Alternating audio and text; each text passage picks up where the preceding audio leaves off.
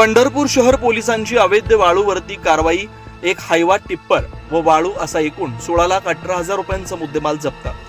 पंढरपूर शहर पोलिसांनी रात्रगस्त दरम्यान सहाय्यक पोलीस अधीक्षक प्रशांत डगळे यांच्या मार्गदर्शनाखाली पंढरपूर शहर पोलीस ठाणे हद्दीतील इसबावी रोड जुना अकलूज रस्त्यावर एक हायवा टिप्पर, त्याचा आरटीओ क्रमांक MH45 AX 2374 या वाहनावर कारवाई करून एकूण 3 ब्रास वाळू व हायवा टिप्पर असा एकूण 16,18,000 रुपयांचा मुद्देमाल जप्त केला।